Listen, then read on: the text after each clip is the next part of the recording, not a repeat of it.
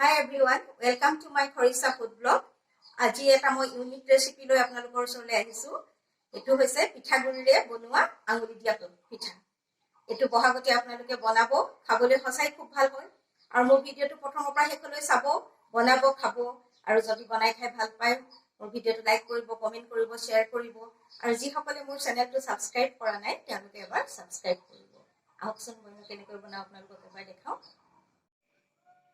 আঙুলি পিঠা বনাবলৈ মই এখিনি পিঠাগুৰি লৈছো আৰু ইয়াতে মই অলপমান নিমখ দিম আৰু গৰম পানী দি মই আটা মৰা দি এখিনি মাৰি লম। অলপ অলপ গৰম পানী দি আটা মৰা দি মই এখিনি মাৰি লম।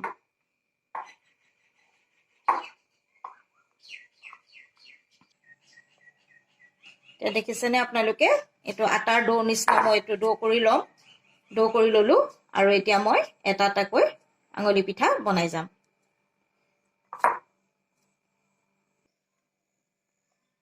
এতিয়া মই এই ডোটো পৰা এনেকৈ অলপ অলপ এনেকৈ লৈ এনেকৈ লাডু কৰি এনেকে বনাই যাম এটা এটাকৈ। এখিনি পিঠা মোৰ হৈ গ'ল। এতিয়া মই এই পিঠাখিনি অলপমান পানী মই বইল কৰিছো আৰু সেই বইল পানীখিনিত মই এই পিঠাখিনি 1 মিনিট মান দি পেলে বইল কৰি লম।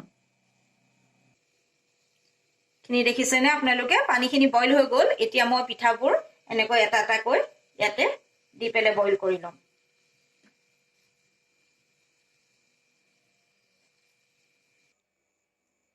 পিঠাখিনি বইল হৈ গ'ল। এতিয়া মই এনেকৈ খৰাহিত টুকি ললো।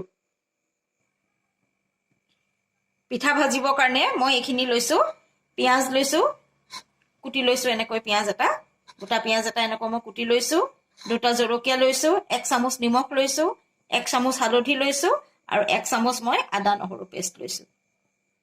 আৰু পিঠা ভাজিবলৈ মই ৰিফাইন তেল ইউজ কৰিছো। এতিয়া মই ইয়াতে ৰিফাইন তেল দিলো প্ৰায় 3-4 স্পুন। তেলখিনি গৰম হৈ গ'ল। এতিয়া মই ইয়াতে পিয়াজখিনি এনেকৈ দি দিম।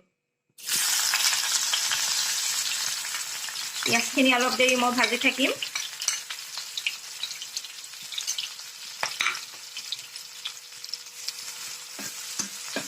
অলপমান ৰঙা পৰালৈকে ভাজিম।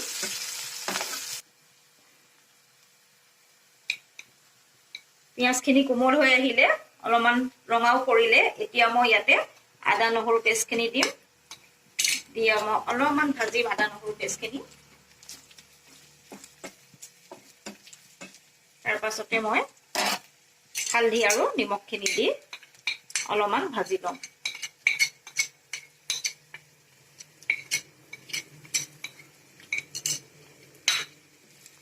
আৰু ইয়াতে মই এতিয়া খিনি প্ৰায় ভাজা হৈ গৈছে। এতিয়া মই ইয়াতে পিঠাখিনি দি অলপ দেৰি ভাজি থাকিম।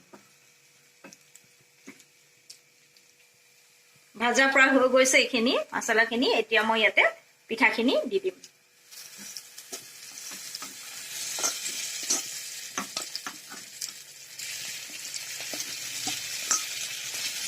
দি পেলাই মই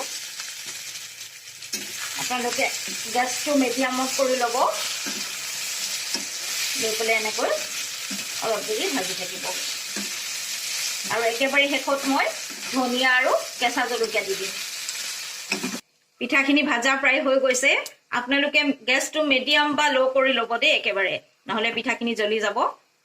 একেবাৰে শেষত মই এতিয়া এটা কেঁচা জলকীয়া দিলো আৰু অলপমান ধনিয়া দি মই নমাই থম। আঙুলি পিঠাবোৰ ৰেডি হৈ গ'ল।